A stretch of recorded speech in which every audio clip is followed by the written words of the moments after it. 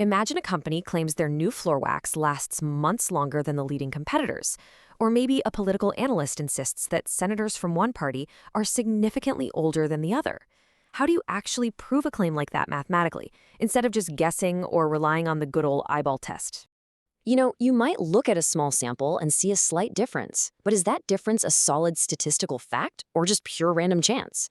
Well, the ultimate solution to this real-world problem is a specific statistical test, hypothesis testing for comparing two independent population means. Today, we're going to learn exactly how to run this test to uncover the mathematical truth behind those everyday claims.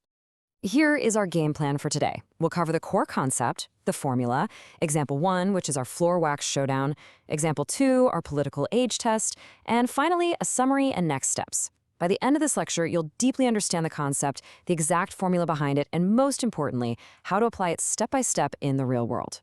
Section 1, the core concept. Let's dive right in. So to run this test properly, we really need to understand exactly what we're comparing. We are specifically looking at comparing two completely independent groups where the historical population standard deviations are already known to us. Think of it kind of like comparing the average lap times of two different race cars. You aren't just looking at their speeds today, right? You're analyzing them knowing that you already have years of historical performance variance data for both of those cars. That historical knowledge is your known population standard deviation. To actually do this, we use a specific random variable, which we call x bar 1 minus x bar 2. In plain English, this just represents the mathematical difference between the sample means of our two independent groups. We basically take the average of sample 1, subtract the average of sample 2, and analyze that difference.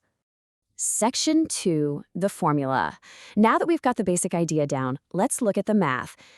Don't let the math intimidate you here. We're going to treat this z-score test statistic exactly like a step-by-step recipe.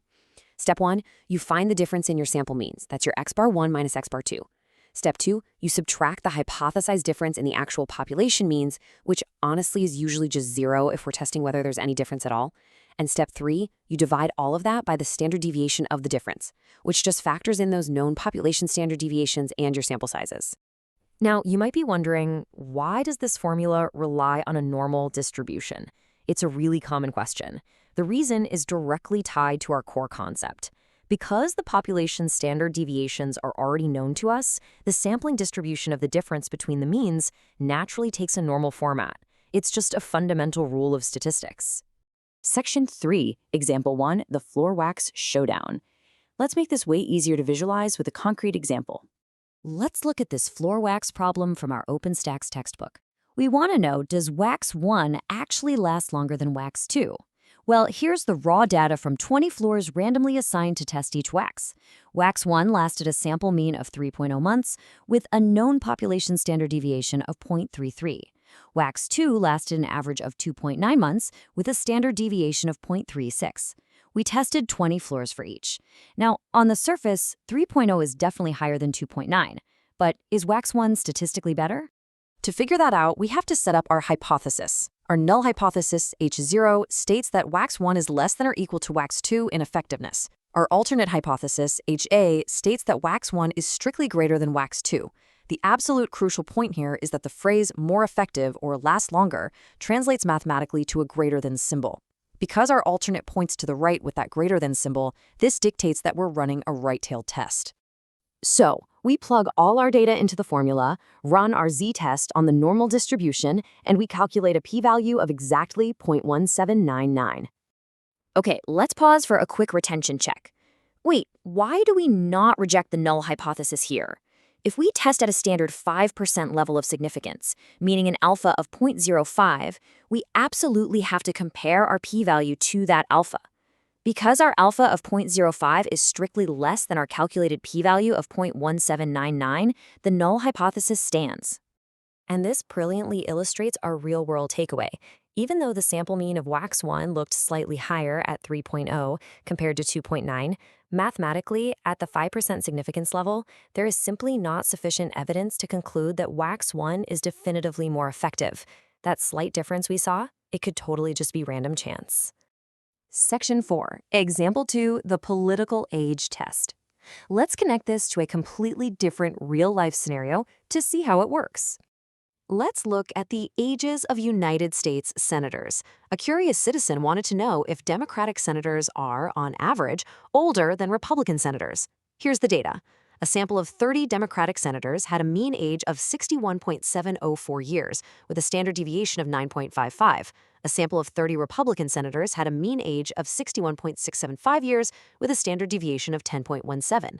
Now, what's really interesting here is the sample size. The population standard deviations here are actually unknown, but because the sum of our sample sizes, 30 plus 30, is 60, which is greater than 30, statistical rules actually allow us a neat shortcut. We can use the normal approximation to the student's t-distribution, so we're totally safe to proceed.